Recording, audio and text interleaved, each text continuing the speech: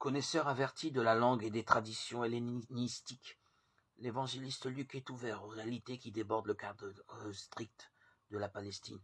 Évangéliste de la miséricorde de Dieu, il souligne l'importance des femmes dans la vie de Jésus, sa prédilection pour les pauvres, l'importance de la prière.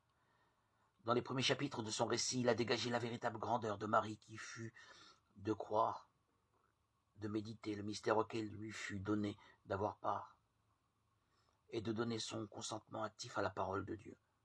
L'épisode de la résurrection du fils de la veuve de Naïm que nous entendons nous montre Jésus proche des pauvres, attentif à la douleur d'une mère capable comme Dieu de ressusciter les morts. Sa parole fait ce qu'elle dit. Elle est efficace, créatrice. Jeune homme, je te l'ordonne, lève-toi. Alors la mort se redressa. De même, la parole de Dieu fait surgir du néant l'univers et la vie humaine dans les premiers chapitres de la Genèse.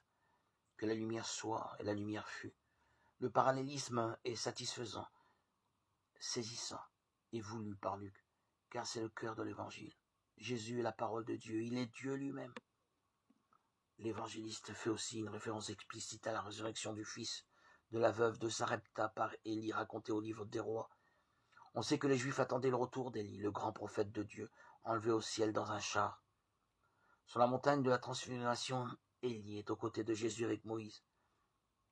En ressuscitant l'enfant, Jésus s'inscrit dans la tradition prophétique et se présente comme plus grand que les plus grands prophètes.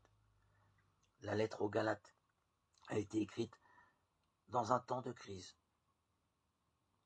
qui a vu la séparation de l'Église naissante avec le judaïsme. C'est la plus pathétique et la plus polémique des lettres de Paul, dont l'enseignement est contesté par ceux-là même qui l'a fait naître à la foi. Il défend ici son autorité apostolique, qui ne tient pas des hommes mais de Dieu. Le psaume chante la joie d'être sauvé, la foi dans la parole de Dieu et l'espérance de notre résurrection dans le Christ. Seigneur, où irions-nous sinon à toi, puisque la souffrance déborde sur la terre?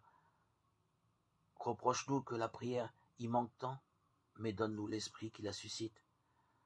Par toi il s'est uni au gémissement de la création, par toi il nous envoie où la souffrance déborde l'homme. Dans ton corps est celui qui n'est pas encore le tien, par ton sang vers celui qui ne l'a pas reçu encore, afin que toute douleur au monde et auprès d'elle, un envoyé de l'amour du Père et de toi. Dieu, ami des hommes, tu nous as donné ton Fils en se laissant transpercer le cœur sur la croix. Il révèle avec quelle passion tu nous aimes. Rends notre cœur assez pur pour accueillir ton amour et assez généreux pour en vivre.